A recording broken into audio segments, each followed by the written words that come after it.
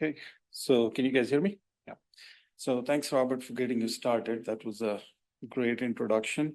So I'll discuss a little bit about the carbon capture, mostly from point sources and what's been done instead of going into the transition and stuff. But as most of you probably know, the carbon capture technologies, their development states, what's happening. So I'll just briefly mention these things.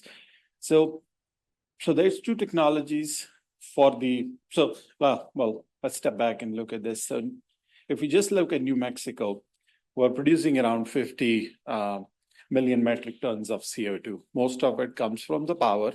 It's rapidly changing, it's evolving because as solar power is coming online, coal is decreasing, natural gas is coming online. So it's an evolving process right now and may rapidly change. One thing which is not changing is the CO2 emissions from the industrial sources. So that's going to stay. It's not increasing, decreasing, just staying stable. So technologies which are currently deployed, one of them is amine-based technology, very mature, been practiced for 30 years.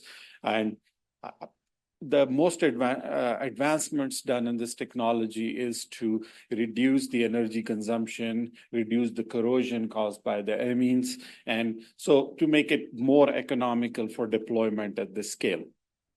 What we are working on in the amine space is looking at the degradation of amines from like natural gas derived CO2 sources. So capturing CO2 from a natural gas derived, actually a ship.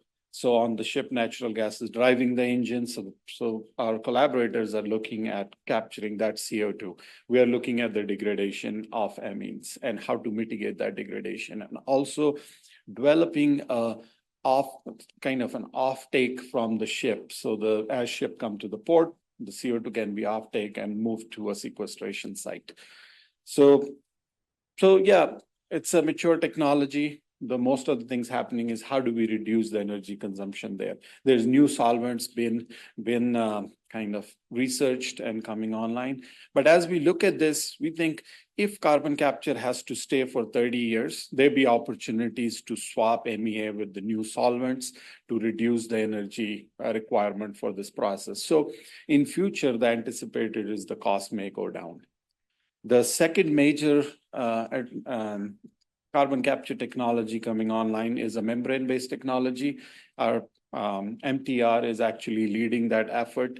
They are currently developing pilot scale systems, which would be deployed in Wyoming to, I don't remember the scale what they are building at.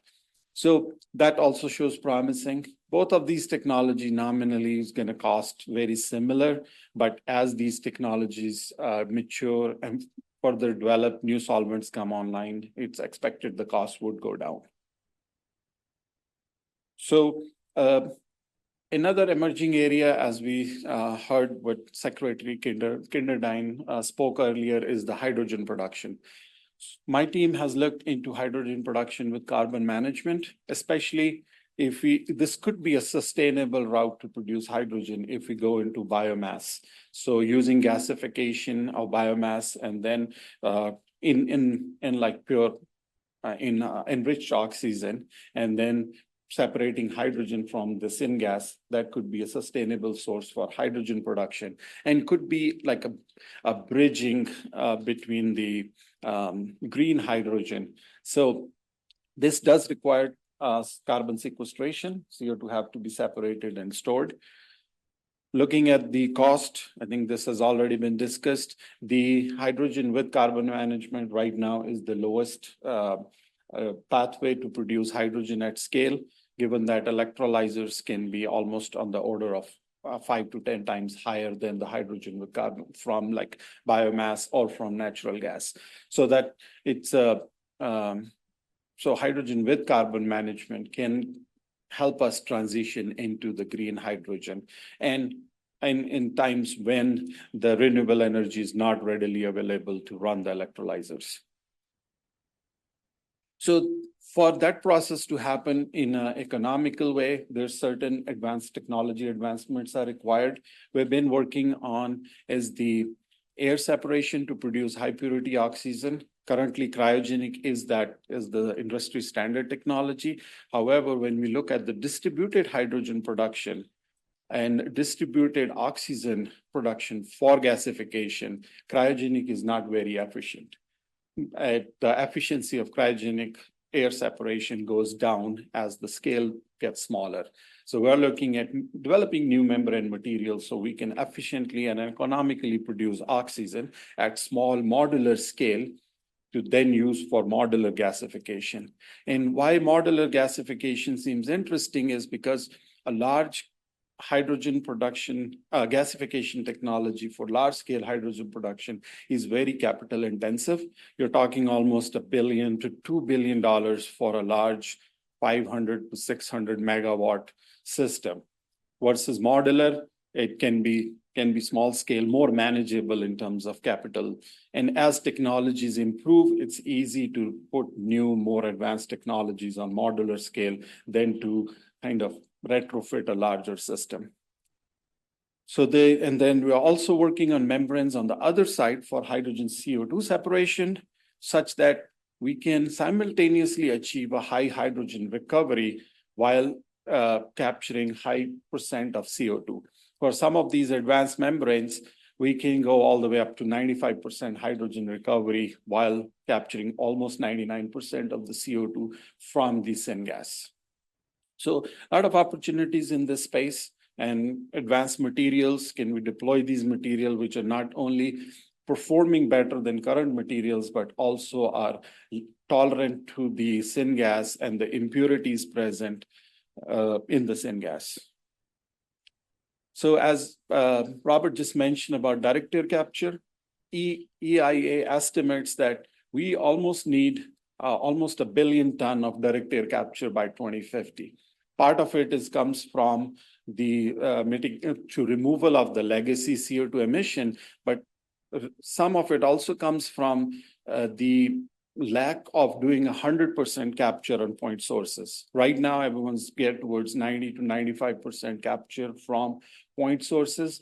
Those 5% still would get emitted. So if we would like to go to 100% decarbonization, we have to implement direct air capture. So, and as a futuristic scenario, in 30, 40 years, when we don't have fossil fuels used for anything, we still need a carbon source.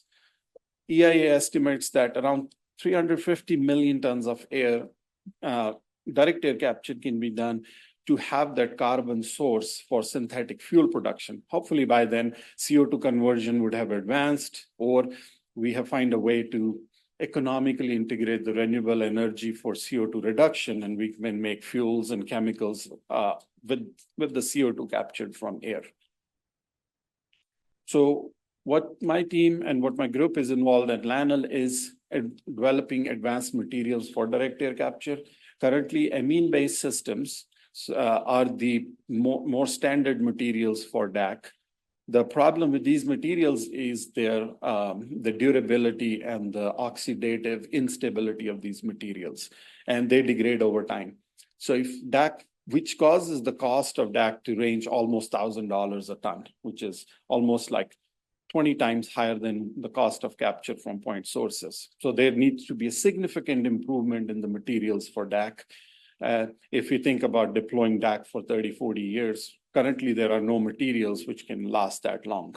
So we're looking at improving performance of these materials, at the same time also developing testbed capabilities so these new materials can be tested under more realistic process conditions, look at the impact of startup, shutdown, other climate factors like New Mexico is very dry. So certain materials which may work in East Coast would not work in New Mexico because we don't want to humidify all the gas, which is a very expensive process. So developing new materials as well as developing the processes, testbed capabilities to inform the deployers about designing their processes.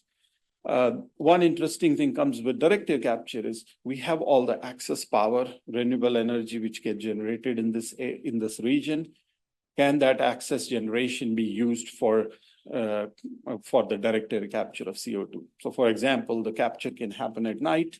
colder temperatures where amine systems work better, and then regeneration during the daytime when we have excess solar available. So, and then leveraging all the sequestration opportunities we have in the region, or direct air capture, like deploying direct air capture in the region could be very beneficial in terms of like growing an industry, workforce development, jobs, and everything. So there's interesting potential there.